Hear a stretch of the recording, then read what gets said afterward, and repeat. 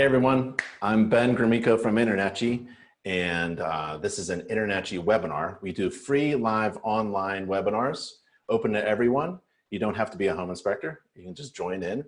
And today we're doing a webinar. It's unique. We have 4 master inspectors in 4 different locations, inspecting 4 HVAC systems, and feel free to ask questions if you're attending the webinar live. There's probably a little question box.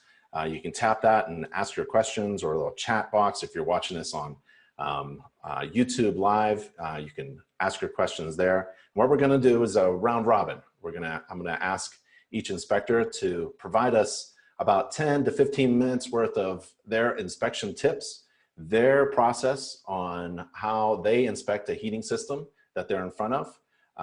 You don't have to follow their tasks.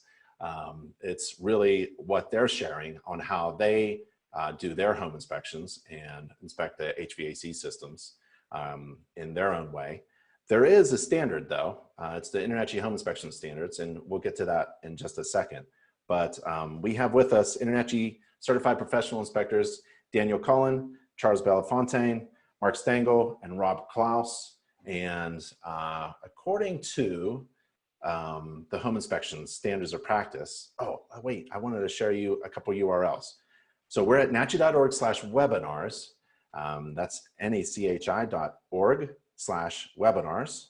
And if you need help with anything with training or online courses or InterNACHI, feel free to email the education team at InterNACHI. That's at InterNACHI, education@internachi.org, education@internachi.org. And I also wanted to share with you some home inspection checklists.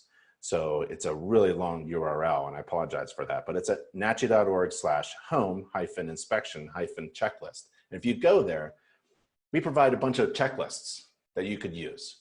There's a home inspection checklist, there's a gas furnace inspection checklist, there's a pool and spa checklist, there's a radon mitigation inspection checklist. It goes on and on and on. And if you take a look at the gas furnace inspection checklist, first thing that pops up is the standards of practice. And according to the InterNACHI Home Inspection Standards of Practice, the home inspector is required to inspect the heating system using normal operating controls. The inspector shall describe the location of the thermostat of the system, the energy source, and the heating method. The inspector shall inspect readily accessible and visible portions of the chimney connected to the heating system where applicable.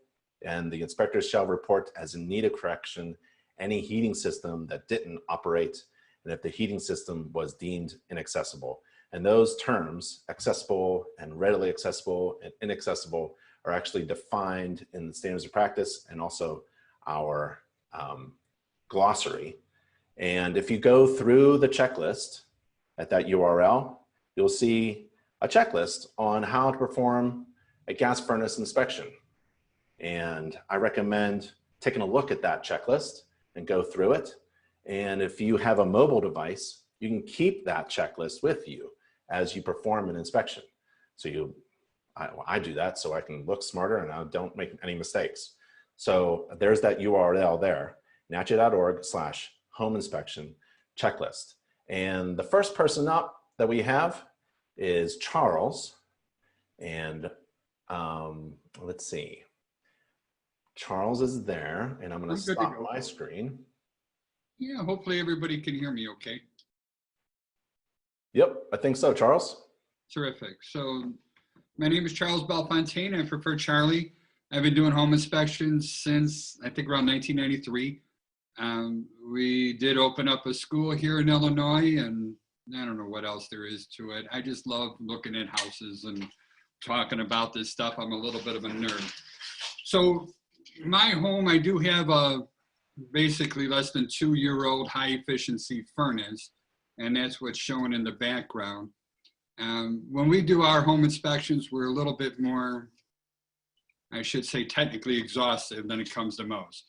So the biggest problem we're always going to find with the forced air furnace is the cracked heat exchanger or a hole in the heat exchanger, something that makes this thing unsafe that we want to do it. So one of the first things that I'm going to look at is down underneath in the blower fan. So if you can get under this area here and shine a flashlight on there, that should be dry. Now, this isn't going to be a telltale sign that there's a hole or a crack in the heat exchanger, but if there's rust, condensation, or anything else there, it shouldn't be there. So it could come from the humidifier overflowing, it could come from the air conditioning overflowing. What we don't want it to come from is a hole in the secondary heat exchanger.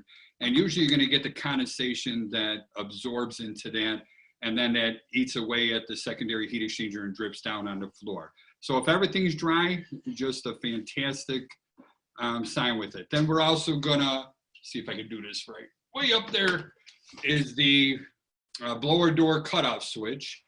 And you could probably see it. I'm not gonna be able to do that. But all the way in the upper left of your screen on the furnace, you see that white little switch on there. Make sure those are connected. If you're calling for heat, obviously it shouldn't start up when that door is off. That's kind of the simple things. Then we open up the top, and I have to put the blower door back on, otherwise the unit isn't going to run. For me, I'm kind of particular. I like to, people should know how all the different parts on these things and the sequence of the startup. And as long as you know what it's supposed to do, when something's not right, you're going to be able to start diagnosing and figure out what's going on or what might be broken. I'm always one to want to know more. So the steps of operation and also the components that are in here, I think are important. So the first thing that's going to happen, our thermostat is going to call for heat. Once that happens, then right in here is our inducer fan. That's going to start spinning. Once that inducer fan starts spinning, it's going to create a positive pressure in the exhaust over here, negative pressure inside the heat exchanger. Down lower, we have these pressure switches down here. This particular furnace has two pressure switches. One of them goes to the inducer fan, and the other one goes to the secondary heat exchanger. I should be making a positive pressure in one and a negative pressure in the other. So backing up a little bit, thermostat calls for heat. The computer says, yeah, let's start turning the furnace on. The inducer fan starts spinning. The computer doesn't know if the fans are broken or the motor's burnt out, so it needs to have some way to verify that draft is being created. Those pressure switches that are on there, they'll flip, and that way the computer knows that it's ready to go. Once it gets past that stage, then up at the top is where my burners are, and we're going to have a silicon igniter up there. The next stage is it's going to start glowing orange. That usually the computer lets that happen for about 5-10 seconds. Then it turns on the gas valve and starts sending gas up in there. There's also going to be a flame sensor in there or some sort of thermocouple up in there, something to verify that that gas is ignited. That's also sends a signal back to the computer saying, okay, we're good up to this stage and keep moving forward. If we didn't make a fire, then obviously the whole furnace would shut down. The next step is after that is the blower fan kicks on, and that's going to start circulating air to the house. One of the things we look at is the data plate on these things, and I look for that temperature rise.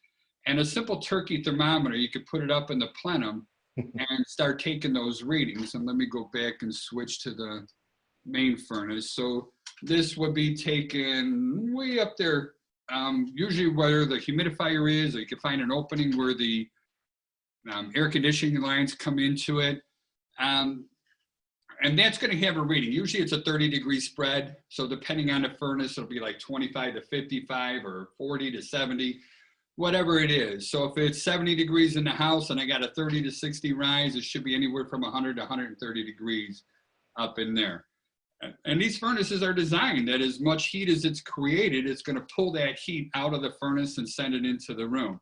So if all of a sudden it starts getting higher than at 130 degrees, one of the first things I like to check for is the air filters. So I'm going to pull that out if the unit is running. Well, I want to look at it anyway just to make sure it's clean. But if my temperatures start dropping down, that's actually a good sign where it comes with it.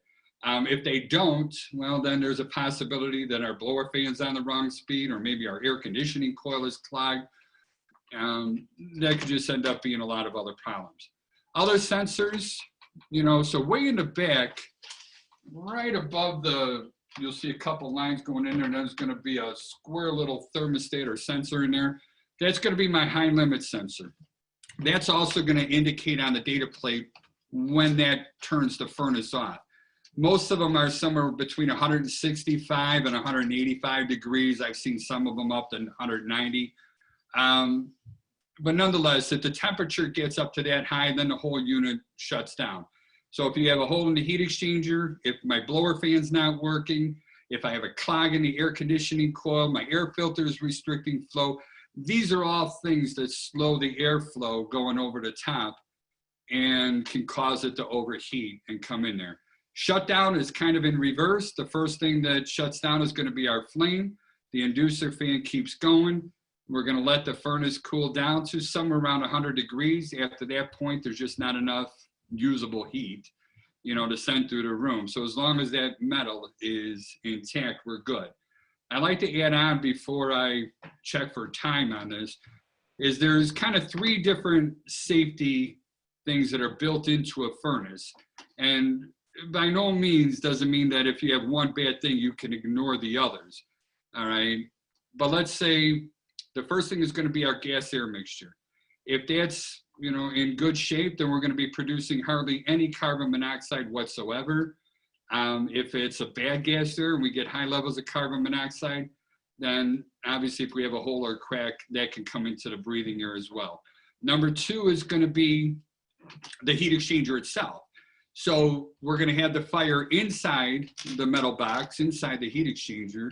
We're going to blow air outside the heat exchanger. As long as all that's intact, then there's no way for the carbon monoxide again to get into the circulation air. And then the third safety feature is going to be our pressure differentials.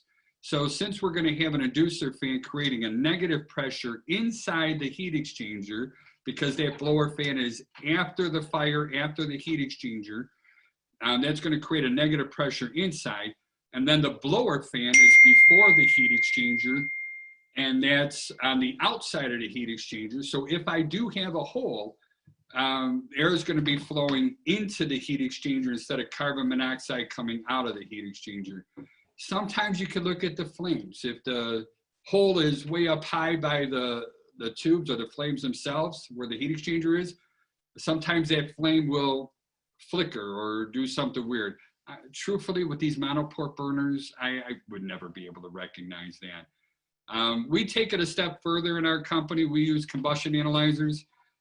We know what the oxygen levels are going to be. We know what the gas levels should be when they come to the end of it. And then we run those things. If you like, I could go ahead and do that, but it'll take about a minute. So I could always do that later after somebody else has a chance. I did see one question underneath there, Ben. I don't know if you read it at all. Yeah, maybe do the combustion analyzer later if we have time.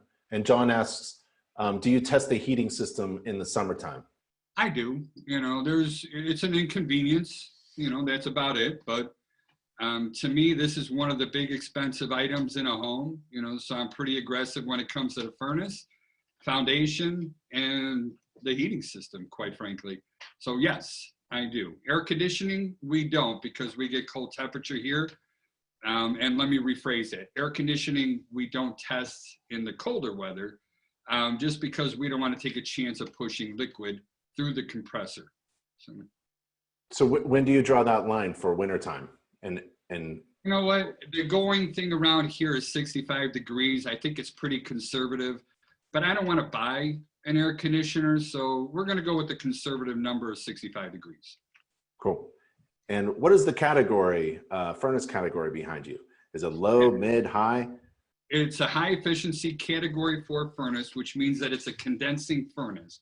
So usually we're going to create somewhere between 300 and 500 degrees worth of heat, and we're going to capture 95% of that heat. 95% of the heat is going to go inside the house. So 5% is going to be sent out that plastic pipe. Yep. Because we have such a great temperature change, we will be creating condensation, all right? That condensation is very caustic. One of the reasons why we have to use plastic pipes and not metal pipes, because if somebody did try to put a metal pipe on this, and I have seen it once, that condensation will eat through that in about a year or two. Usually by the time we get there, it's already eaten through. And then you're dumping carbon monoxide straight into the house. Obviously, that's a problem. So it needs to be plastic. One more thing, too. Yep. On the bottom of the floor is where my condensate collector is, right underneath here. Yep. That yellow hose that you see going across.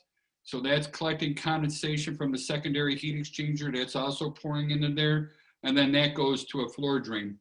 It's not customary here in Chicago that we put any neutralizers or anything like that. We just kind of send everything straight into it. I don't know if that's customary in other parts of the country, but not here. Right? Yeah.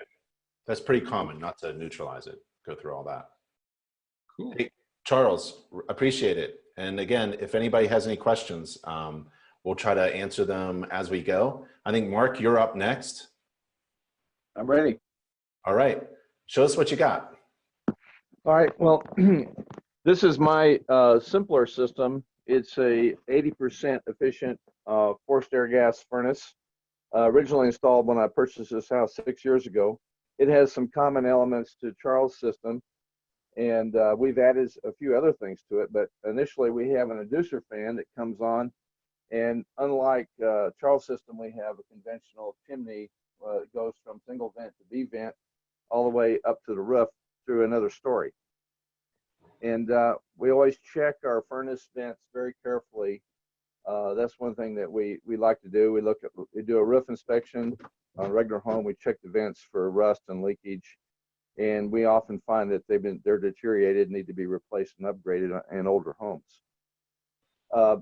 This furnace has the same kind. I've already removed this front cover, and here you see the burners, and in this area you see the control system, and it's not on now because you have the safety interlock switches here that turn everything off when you pull up this cover. So what I'm going to do is fire this thing up in just a second, go up and show you the thermostat. And here we have an April Air steam injection system, and that's one thing we've added to enhance our perception of warmth in this Colorado climate. We inject steam into the system when the furnace is running, and that humidifies the house, and we like to keep it about 35%, and it keeps you feeling warmer. So at this point, I'm going to go upstairs and turn on the thermostat. Sure. So essentially, you've got a humidifier, but it's actually creating steam. Yeah, it makes steam. Injecting it. It's an electric steam Yep. humidifier, and it has a cartridge that's replaced every so many years, depending on your concentration of contaminants in your water. Yep. And different from Charles's heating system, you had a category 1, not a high efficiency. No, 80% efficient, and it's pretty much the second generation. Now here I'm turning up my thermostat to 72 in the house now, and I'm turning it up to trying to turn it up to it doesn't want to go above 70 for some reason. Well, I'm going to circumvent the control system. Oh, those darn electric high efficiency thermostats, I hate them. Yeah, I mean, they're smarter than we are. We want to run. Some people like to keep their house very warm. So at this point, I'm going to go grab fortunately, I'm in my workshop lab area here, and I can get a clip lead in. The connector is exposed to run the humidifier, and I'm going to now clip lead these two connectors here, and we'll set this down to do that, and we'll start the furnace up, and we'll go through the cycles of operation.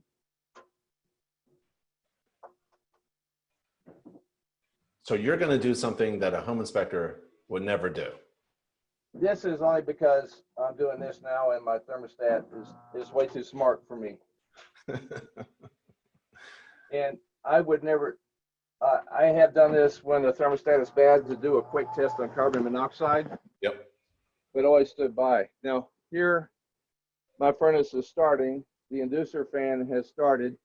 setting up the artificial draft as Charles' system does. And the previous generation of furnaces that was out there, the 60 percenters, and even before that, the 60 percenters did not have that. They would start and they would have to have a natural draft. Now, here you can see the igniter getting ready to ignite, heating up. It's a hot surface igniter. And those sometimes do go out. That's a maintenance issue. And then here's the furnace running, and the hot air is going up through that fan you see up above. Now, one of the next things that I do after I've verified that the flames are operating, burning correctly, and of course, in this furnace, you can check for any dust accumulation or dirt buildup, and I always look for that as well. I have here a carbon monoxide sensor that I use frequently. It's a, can you see this one okay? Yep. Yep. And I carry this with me. It's like a dose meter, but once the burner starts, once the fan comes on, and I hear it coming on now, I'll go to a heat vent, and it only has to run for a few seconds, for about 10 seconds actually. Here's one in here, and the hot air is already coming out, and you can see the sensor opening is right there, and there's also a tube you can put on there as well.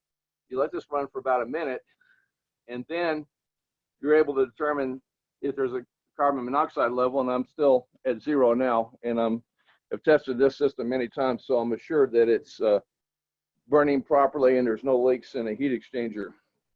But one other thing that is good to do, I'm turning this off now, is that when the system shuts down, sometimes you'll have backflow of carbon monoxide come down into the chimney and exhaust into the heating room. And you get some indication of the efficiency and the performance of the chimney and the blower system once that happens. And it's going to shut down. And now it's going through the cooling cycle. Again, this furnace has a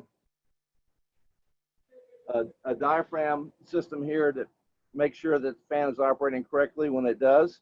And then we also have the burner system itself to ignite it also has its own safety system that will not allow the system to move forward and ignite if it's not operating correctly.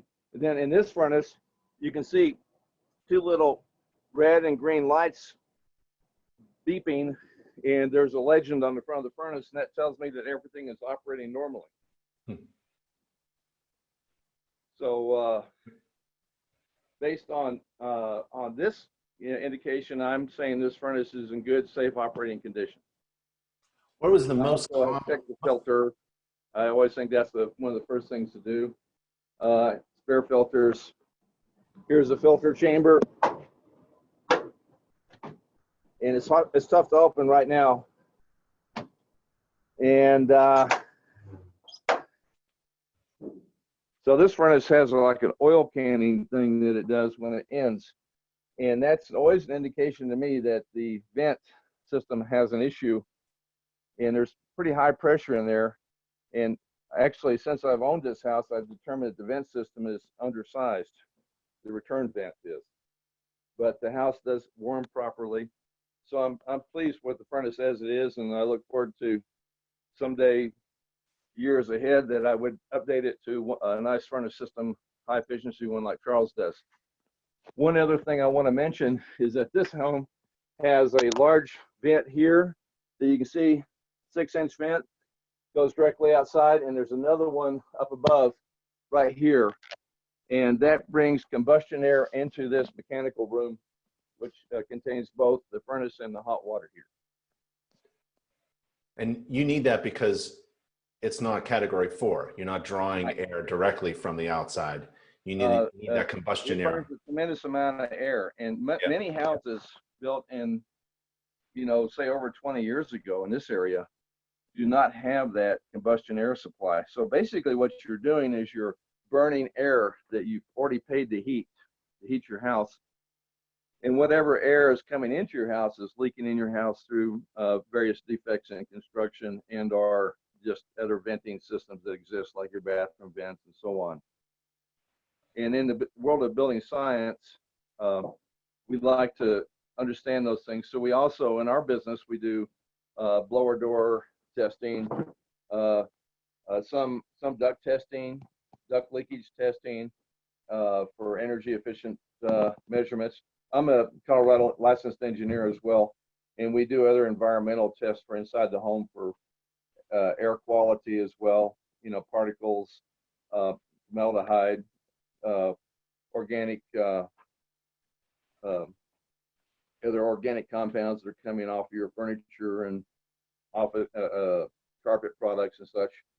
We like to think about that too, because there is, in this area, there's a real high concern about your environmental health in particular. So John asks, are the vent pipes stamped to what type they are? Well, this one is just single wall, but up above it's B vent, and it's not stamped. But I know it's B vent because I've installed it plenty of times and I'm very familiar with it. Yep. Yeah. I didn't see a stamp on the. Don't see a stamp on it. It can be in our imprinted. area. B vent is B vent, and we don't have a code requirement to look at a stamp on the B venting. Yeah, it can be imprinted into the pipe itself, but rarely do we actually need to look at that. From 10 feet away, you should be able to tell the category of the furnace and what type of pipe is attached to the heating system, whether it's plastic or metal. If you got a plastic, then you're definitely category 4 high efficiency, condensating, closed chamber, and kind of heating system. So one of the things that I actually do is, you know, I can't stop myself when I walk through Home Depot. I go to the heating aisle and I take a look at all the pipes and the plumbing aisle, and, you know, identify there. So that's kind of like a fun thing you can do. So John, yeah, you can identify it, but really you should be able to tell from about 10 feet away any kind of connection pipe that's attached to the heating or cooling system. Let's see. I wanted to share with you one thing before we go to Daniel, who's up next. And so apparently there's a sequence of operation that you're all talking about. And so I wrote it down for you. There's a thermostat calls for heat. And if it has an inducer motor, that turns on to draw that draft. And then pressure and limit switches check for problems. That's fine. And then He is disabled. Oh. Start. yeah, I'll get it, Daniel. And then hot surface igniter turns on and glows, or the electric spark igniter sparks. And then power is sent to the gas valve, which opens up and it usually clicks. And then the burners ignite. And you just saw Mark's port shot, the shot burners blow. And then the flame sensor confirms that there is a flame, and the flames heat the exchanger, and then the blower fan turns on and circulates the warm air throughout the house, and a delta T is achieved. And Charles talked about measuring a delta T. So let's see, Daniel's up next.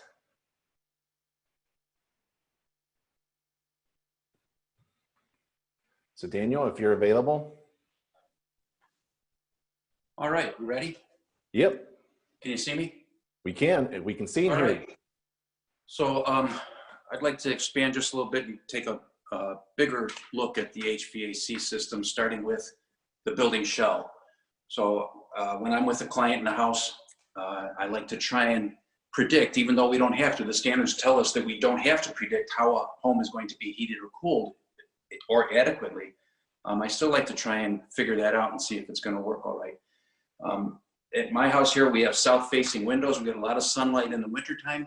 So it can be 10 degrees, 20 degrees, and we might not have the furnace kick on at all day long because we get so much solar gain. So I'd like to explain that to my client, let them know that that's what they can expect. When I bought this house just last year, my wife and I, the lovely Vanna White behind the camera, I looked at it and I thought, man, I'm not going to buy this house. It doesn't have any return air down low on the second level, on the lower level. It's a 2-level townhome. Our only return air on this floor is here at the ceiling, and we're on a concrete slab.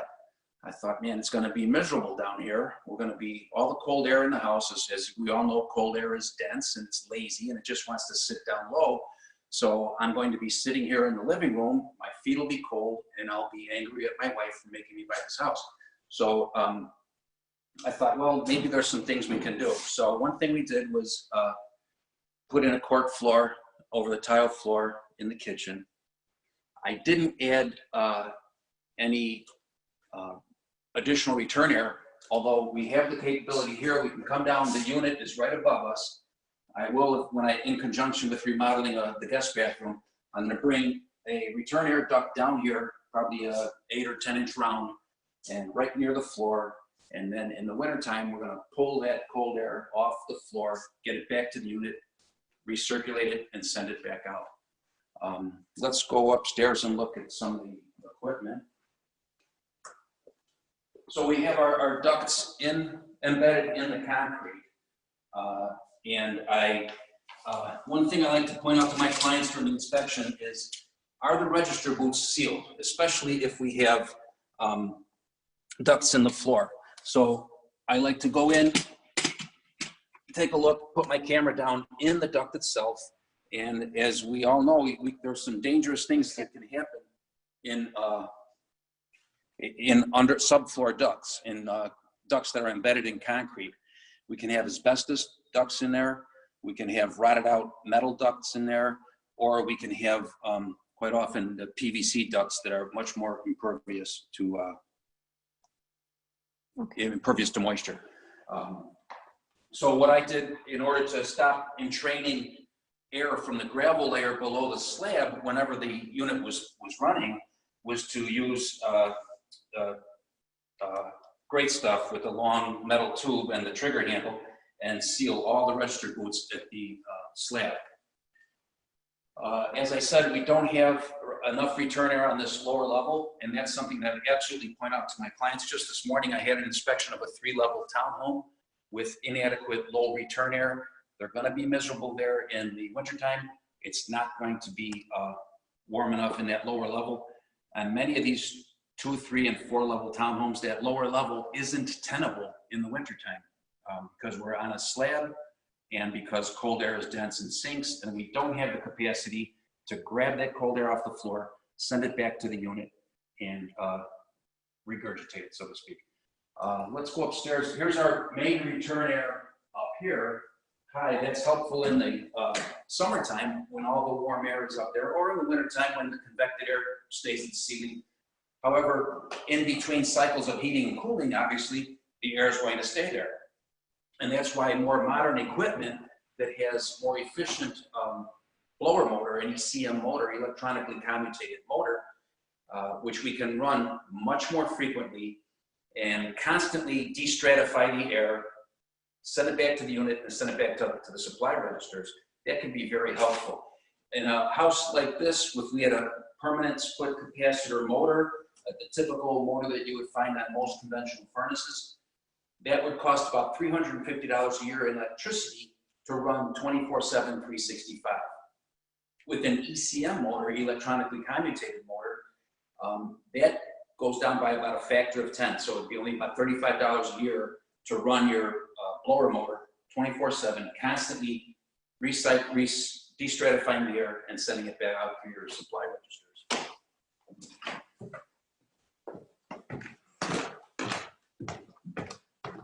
I like to tell my clients that the HVAC system is the heart and lungs of the home. It's really one of the most important parts of the home, and it's what's going to make or break your comfort and a lot of your happiness in the house.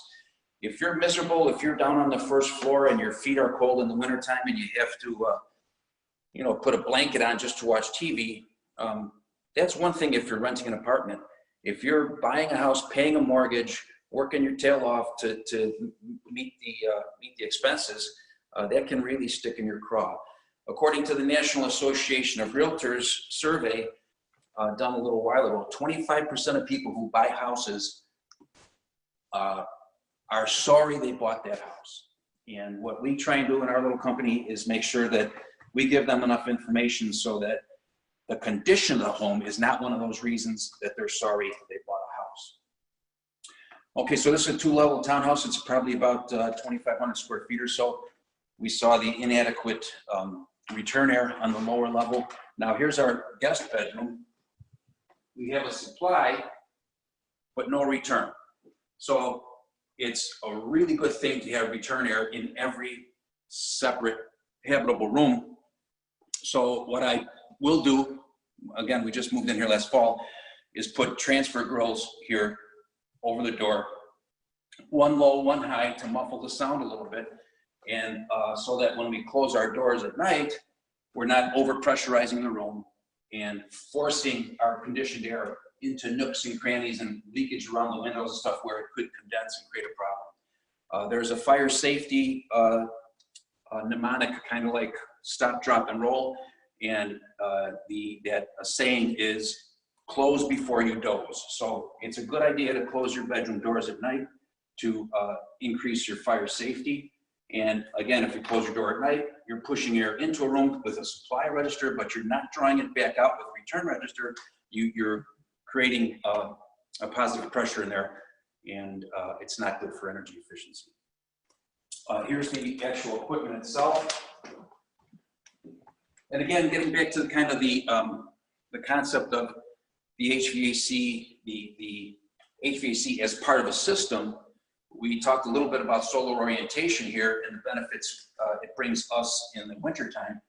A big part of any house is the attic. The attic, if you talk to any weatherization contractors, they'll tell you that when you're trying to save energy in a home, you do A, B, C, right? So attic is number one, because attic, a home has what we all know as the stack effect. Air wants to travel vertically up and out, and that's the air that we're paying to heat and cool. It's also air that's laden with moisture. If we allow that up into the attic, we not only lose that money that we spent heating and cooling it, but we also create that risk for condensation in the attic. The way to avoid that is to put our thumb on the straw, and I had a local weatherization company come in. They put insulated covers on every single can light. They sealed all the gaps in the partition walls at the wall plates, every single penetration, plumbing, vent piping, conduit, everything, sealed it perfectly, installed baffles all the way around, and gave me about 12 inches of cellulose on top of the existing fiberglass bats.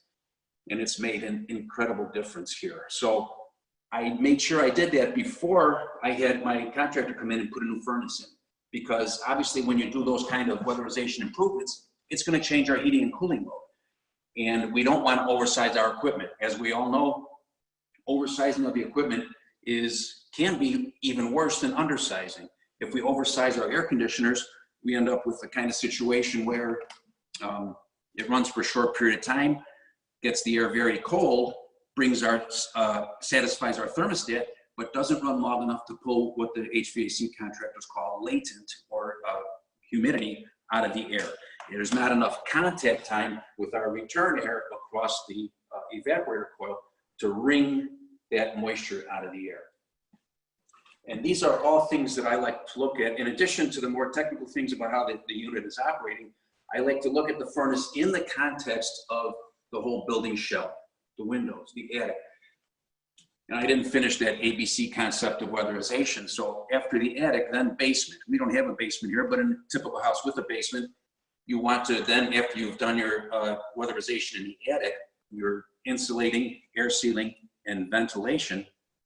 You want to focus your energies on the basement because the rim joist areas are very, very leaky. We have a lot of different framing joints there. And the typical, which is still code compliant, believe it or not, just a rectangle of fiberglass shoved in there doesn't work very well. So it's nice to foam those or to cut in blocks of rigid board insulation and caulk those into place. So a couple months ago, I had a friend of mine, HVAC contractor, come out. He took out the 20-year-old Carrier 80%er and put in high efficiency sealed combustion. This is 97% efficient, I believe. This was where the furnace, this is where combustion air came in for the combustion room. We closed that off, and this is where we took our exhaust out into the attic and up through roof-mounted penetration. That's where our PVC pipe ends up. And as you know, every I'm sorry, it's totally wrong. This was the makeup air duct for this combustion air zone. We added a Y here and then tapped in for combustion air. So this just goes up above the insulation layer, and it pulls our combustion air from the attic, not from outside, from the attic, which is huge and probably 14 feet tall at the peak, and supplies our combustion air for our sealed combustion furnace. The vent pipe goes out here up through a roof-mounted roof jack, neoprene roof jack. We installed a high-efficiency air filter, which I see Charlie has, and I think Mark too. These are great. I try and convince all my clients to switch to these instead of the 1-inch cartridge filter. A 1-inch cartridge filter is either going to give you good airflow or good dust capture. It really can't do both. Only a pleated media filter like this, the nice big ones, can provide that good dust capture and good airflow. There's a couple things here that that my contractor did that eventually I'm going to have to change, and the guys who are really sharp have already seen it.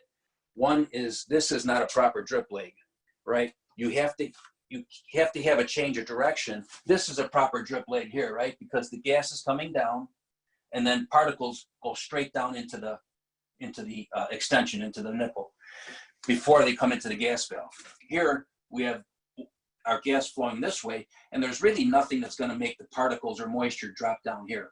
That's incorrect. Another incorrect thing that he did, just out of expediency, was to use a flex connector here.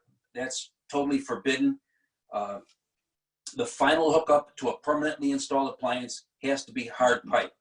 However, this is such a smooth, quiet unit that there's no vibration here. It's got a rubber grommet. There's really no danger to it, but eventually I will change it to metal.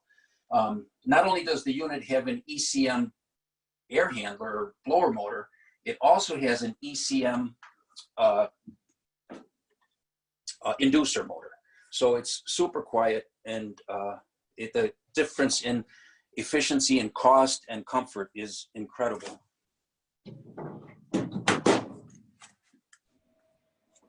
Ben, are you still with me? Yep. Okay. So where's the condensate go? Do you have a condensate pump or a drain? No, it's a floor drain, and it's shared with the water heater drip pan and the washing machine drip pan, and it all comes into one floor drain. And I see a catch pan underneath the condensing furnace. Yeah, he made a custom pan in his shop. And this is a little pet peeve of mine. I hate feeling all the cold air and hot air blowing out of untrapped condensate drain pipe. So I had him put in the nice pre-made trap. Another thing that really shouldn't be in this house, but we have it, and maybe I'll eventually change it, is a bypass humidifier. So in our temperature, like you guys in Colorado, it does get dry in the wintertime. And it's not only more comfortable to have humidity in the air, it's also healthier, as they've found out recently with the COVID virus.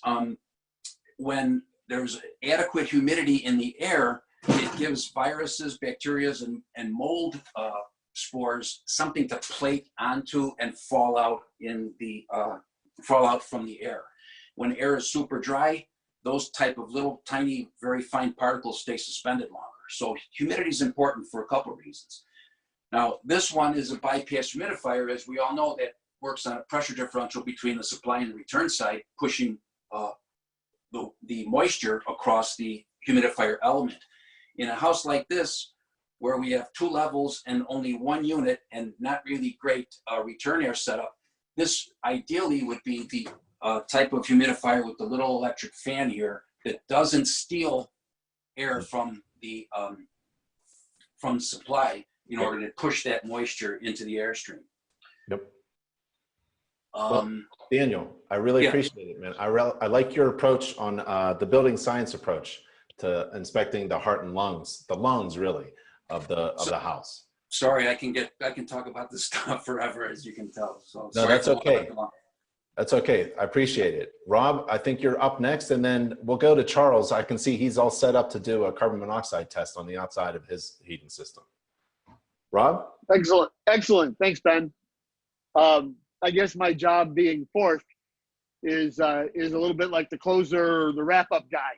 And so my colleagues have done a masterful job talking about some of the idiosyncrasies and technical aspects of the home inspection and the furnace inspection. And I wanted to summarize a little bit of that if I could, Ben, but I also want to add a couple of twists. One, Charlie talked about dial thermometers. Here at the Brick Kicker, we have offices all across the country. Everybody uses dial thermometers for furnaces. It's a simple delta check. Every furnace is got a portal. In this particular furnace, I have a hole here in the cold air plenum, and I can always find a seam up in the warm air side. Do a delta check. My goal in 30 years of experience is everything I do is replicatable. Somebody else can do the exact same thing I did. I try not to be technically exhaustive with such fancy equipment that, oh, look, your equipment measured to this ppm, and oh, this equipment measured to this ppm. You found a gas leak. I didn't find a gas leak. Who's right? Who's wrong? Well, if I take a temperature check across the system, take a simple picture of the thermometer and say, this one's there and this one's there, and do the math. I went to public school. I can subtract a little bit. And if I come up with that math being higher, it's like going to Vegas. If it says between 40 and 70 delta works, 71 fails. Just simple as that. You don't get 22 and they go, well, you almost won. And so that's what I do. But so I do that. But what's also interesting, like Dan does and like Charlie does, is they walk their clients through these systems. I'll tell my clients to take the cover off these things. Stare it down here at a high efficiency furnace in the condensate. You see moisture? Call a tech. Just as simple as that. I see rust, I see scale, I'm going to put it on my report.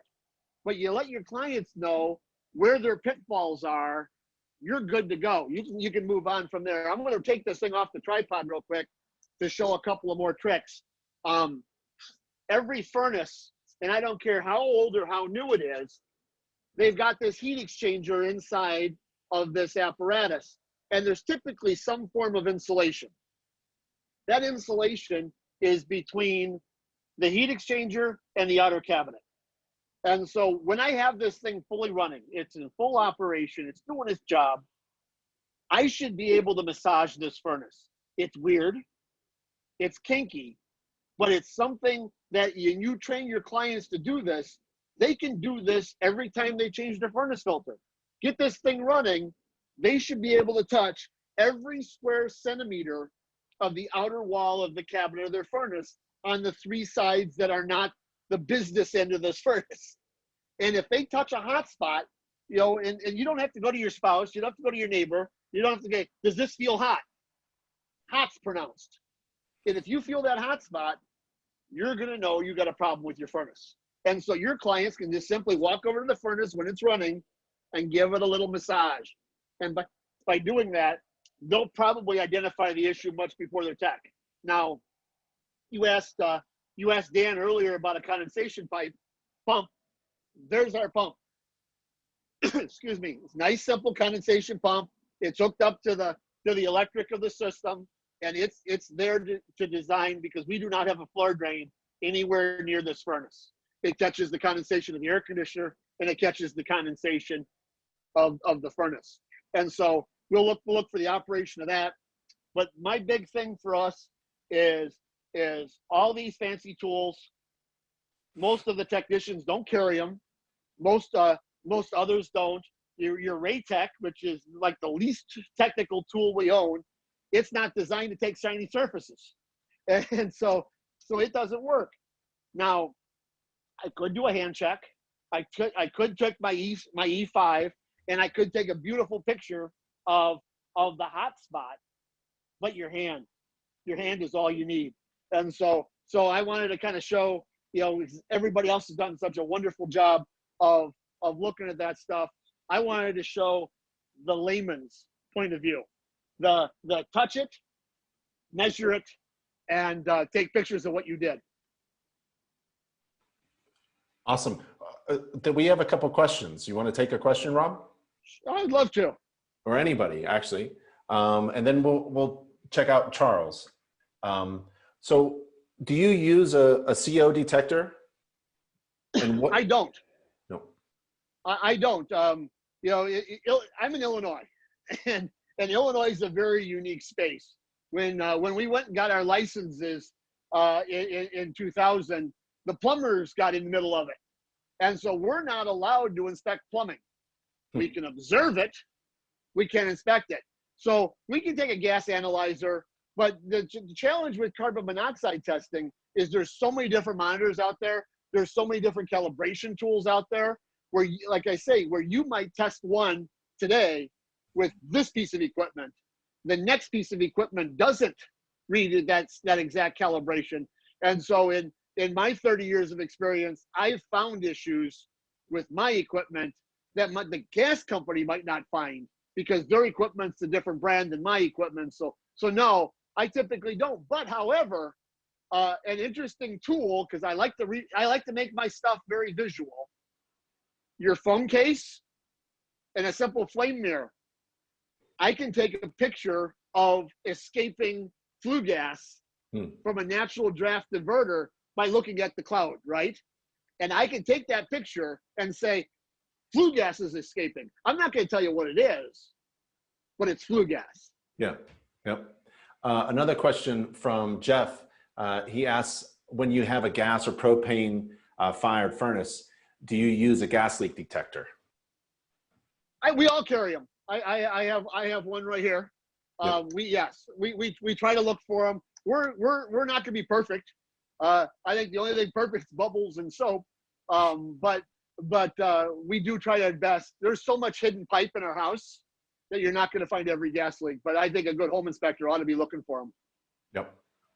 And Rob, you're part of the Brick Kicker franchise, right? Yes, sir. Yes, sir. So if I wanted go ahead. I'm sorry. No, go ahead. We have franchises coast to coast. We've been involved with InterNACHI for many years now. We're always looking for new great teammates to be on our team. But we are from Washington to Florida and from Vermont to Southern California. Excellent. Excellent. Thanks, Rob. Appreciate it. Charles, you're up. My pleasure. All right. So I did come outside, and basically this is where my air conditioning units are located at, and also my exhaust for my furnace. We're on a nest, so I did go ahead and fire everything up, so we're calling for heat. One of the things that we do, and this is, you know, it's not required by any standards that I know of anywhere. We just found that this is the best way to find bad furnaces. So we use Testos. We have 330s and 310s. These are like little tanks that we use, and they last for a long time. They're battery operated. So right here's the furnace for the exhaust for my furnace. This is my intake. There's a pipe and a pipe here. So what I do is we have to use undiluted air, and we come onto it, and I'm gonna get this thing running. Let's see if I can get close enough to show numbers. I may not be able to. Yeah. Let's go with the light. Can you see any sort of numbers? You pull it back a little bit. There. All right, we'll hold it and I'll stretch. So right now it's normal when these things start up, especially if it hasn't been used, that it's gonna spike up. We know that there's 21% oxygen in the air. Fire, if it's a good gas mixture, we're gonna use anywhere from 10 to 15. So I should be left with anywhere around 5 to 10% of oxygen. the ASHRAE standards, you'll get some people say that carbon monoxide can't be higher than 100, can't be higher than 200. These little machines will both measure the carbon monoxide that we're exhausting. You can see the bottom number keeps dropping. I personally like it under 10, but there's nothing that I can find anywhere that proves that that's what it is. But I've seen these things tuned so well. We go with 100 is our magic number. And anytime it's over that, we're gonna bring in a heating contractor, tell them, and that there's a clue. So everything is a clue. There's nothing that's guaranteed. That water that I mentioned before underneath the blower fan on the floor, that's a clue or an indicator, all right? With this thing here, oxygen levels, if they're too high, and if you think about it, I got a burner, and then it goes through the heat exchanger. If I have a hole in that heat exchanger, it's gonna add in additional oxygen after the fire. So that's gonna go ahead and get that level up there. We can also scroll through a few other readings on here. Let's see what we got. So this is my temperature that's coming out. We're at 82 or 84 degrees. You know, and like I said, we're using 95% of the heat. What's kind of hard to realize is that that vent pipe that Rob mentioned that you should be touching, or and that's only on high efficiencies, mind you. It is going to be really hot on the mid efficiencies, but that's going to actually be cooler than the ductwork that goes through it. So we scroll through back here. And then this is going to, the top number now, that 21 is showing my air free. So that's calculating if this furnace was in 100% oxygen environment, it would be producing 21 parts per million of carbon monoxide. So we'll leave that back at the oxygen. This can also calculate and tell me exactly what efficiency we're running at. So this thing says 98.1. So it's running nice and clean. What else we got here? There's my delta T, but I usually don't use that one because if I'm outside like here, it's going to give me the difference between the vent pipe and the outdoor air. That doesn't help me too much. The excess air is big. This is another one of our clues. That needs to be under 100%. So right now we're at 64%. It's a calculation. It figures out the carbon dioxide. It figures out the oxygen and other NOx gases, what it should be. And if we're getting too much fresh air after the fire, then that's going to start shooting up. So if I get over 100, I get water on the bottom, high levels of O2, or if I get extreme high levels of carbon monoxide, and I've had these things showing where we're exhausting like 2,000 parts per million, something is wrong, you know, and it just gives us a clue to bring somebody out there. But something I should add on, a lot of our heating contractors around here don't use equipment like this. And because of which, you know, they come out there and they're going to bring a kit of, you know, carbon monoxide detector in the house, and they're going to turn it on and they're going to go see no carbon monoxide. You may not be producing carbon monoxide in the house, but that doesn't make the furnace safe. So we thoroughly push on, and we have a few heating contractors that use equipment like this. So we know that they're going to back up what we say. Any questions on that? Or? Well, so what is your opinion about home inspectors using specialized tools and going way beyond the standards of practice? Because that's, you know, home inspectors, we don't hardly measure a thing. And you're using a device that measures and quantifies certain things. And then you have to evaluate what you're measuring. What would you say about that? And you're asking me a very personal question in how we run our business. And I think we should, you know, and I believe in it. We market differently. We don't market to real estate agent. We market direct to consumer. And because of which we spend a lot of money in our marketing, and we use more tools, more equipment than anyone else. But that's the reason that people choose us. So we keep 6 inspectors busy, and we're actually looking to hire more. So if there's anybody who does want to go in depth on doing their home inspections, then please give me a call and we'll see if there's a good fit. And, you know, would you all consider that to be the case, that it's okay? It's really a personal call to exceed the standards of practice. Rob, Dan, Mark? Yes, absolutely. I agree totally. I admire Charles and what he does. And I take exception with some of the home inspector insurance companies who say never go beyond the standards. We go beyond the standards all the time. A couple of things that I didn't get a chance to show is one is an anemometer for quantifying airflow at the registers, both supply and return, and the other is thermal imaging to make sure that we don't have blocked ducts, disconnected ducts, we don't have excessive heat loss up in a plenum or something. I'm all for it, and I've known that Charlie has done this for a while, and it's something that you know, I don't need to be the best inspector in the world, but I don't want anybody better than me. And if Charlie's doing something that's better than I'm doing, well, I'm going to pay real close attention. So. Well, I don't know what your experiences are, but like when I was doing home inspections for the first time, 7 years ago, we didn't have any devices. We had a flashlight and a GFCI tester, maybe. Now we have all this equipment, so I wouldn't hesitate in grabbing an infrared camera like Rob has to check out the temperature of the ductwork at the surface. Myself, I have every tool that has been shown here. I've just been really holding back. We have a question about heat pumps. If anybody wants it, would you test a heat pump in the summer or not? Absolutely. You know, the only we test heat pumps. We don't have a lot of heat pumps in this marketplace, but if a heat pump's working in the summer, it's going to work in the winter. The only difference really is that, you know, is that transfer. Yeah. And so we've always taken to the point, if I test the heat pump in the summer mode, the only difference would be in our climate, and Charlie and Dan would attest to this. The only difference is our heat pumps are typically attached to some other supplemental heating, either a gas forced air or electric forced air. So we would want to test the emergency heat as well. But on my report, I would log, I tested in the heat mode or I tested in the air conditioning mode.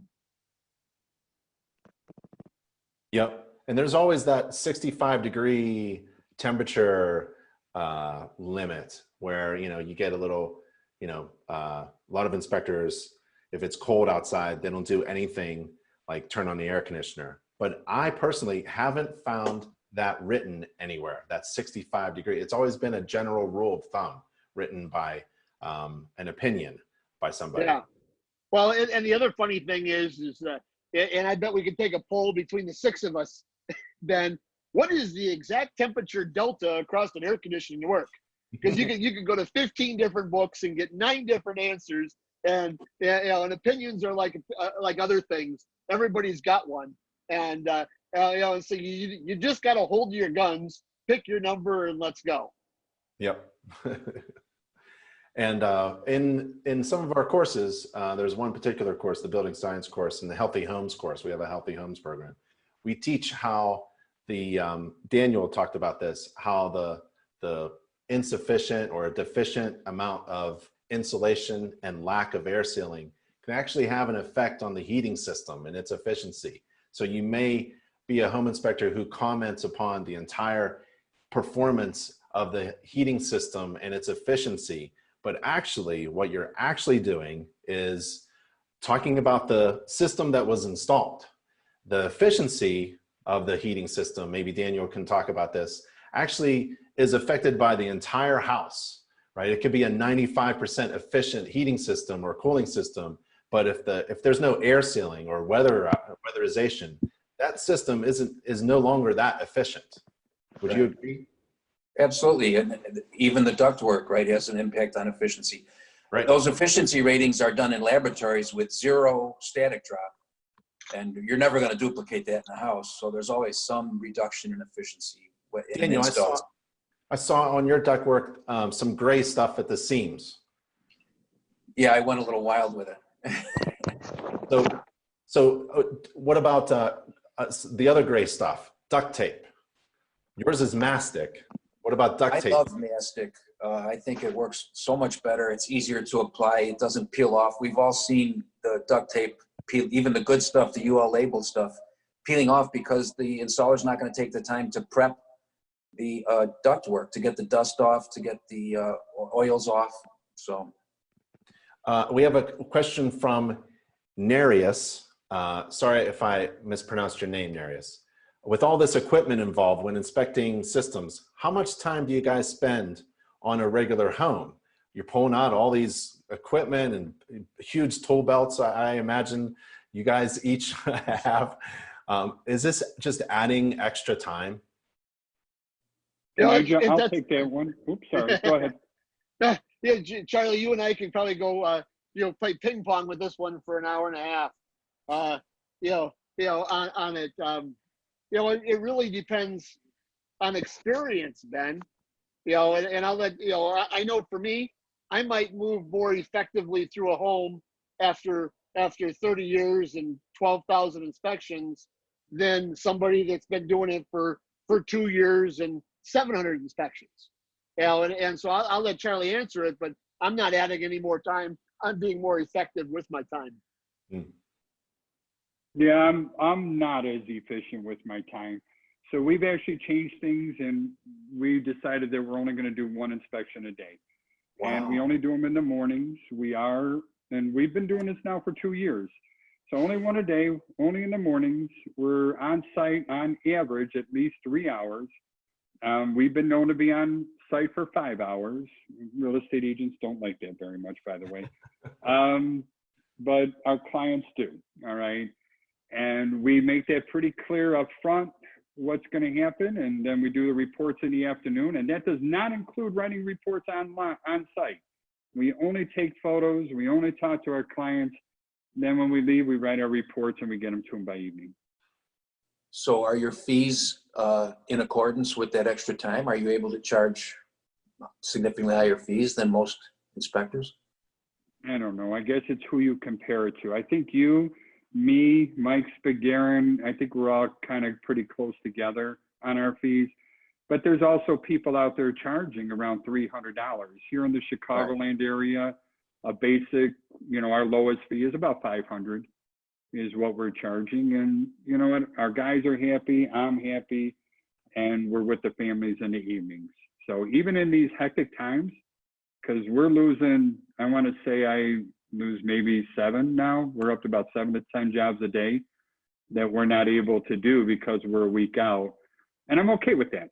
It is what it is. So we're picky about the people that come and work with us, and we work for those reviews, as crazy as it sounds.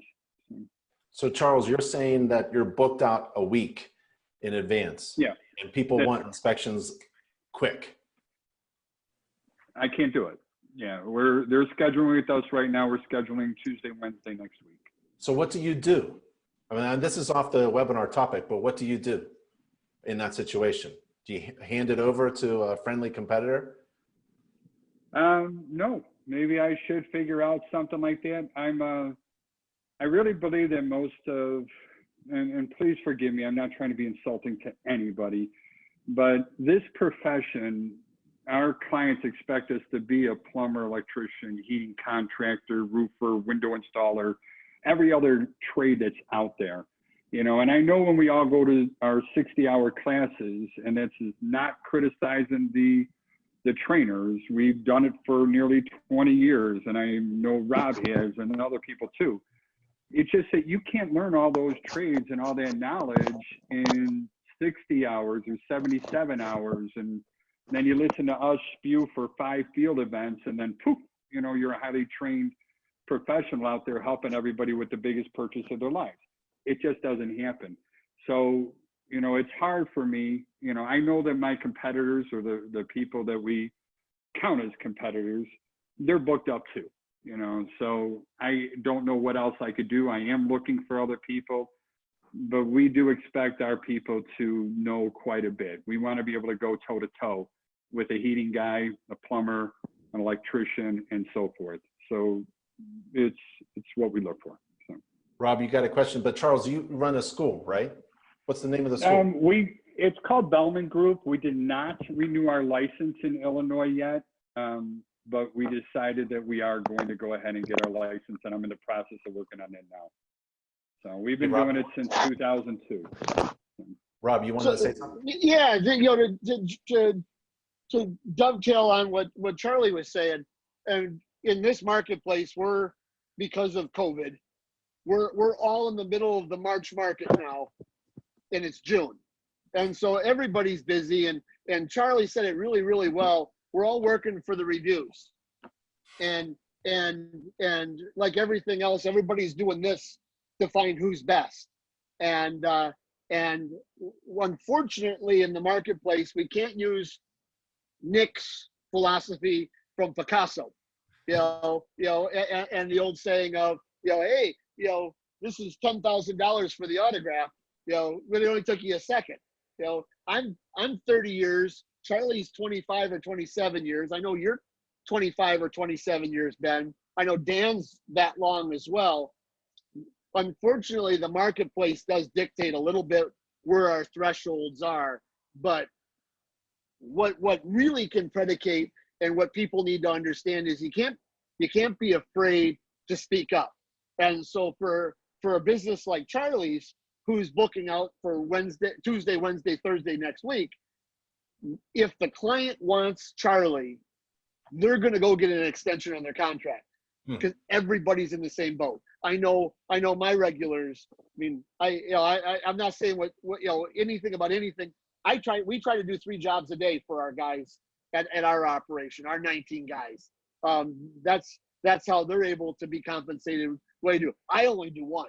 I've already done my 15,000 square foot this morning in my industrial building, but that's neither here nor there. If I have a client that wants me, I'm already booked out through next Thursday, and they'll just go get an extension to make sure if they want me, that's what they'll do. And I know that's what Charlie's doing. I'm sure that's what Dan is doing too, because the market is just that flooded right now with the consumers, and the demand for the home inspector is very, very, very, very strong.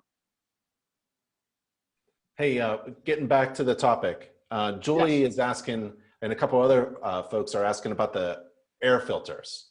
I think it was Dan's or someone's air filter was leaning over. Maybe it was Mark's. It was No, it was Dan's. Mine.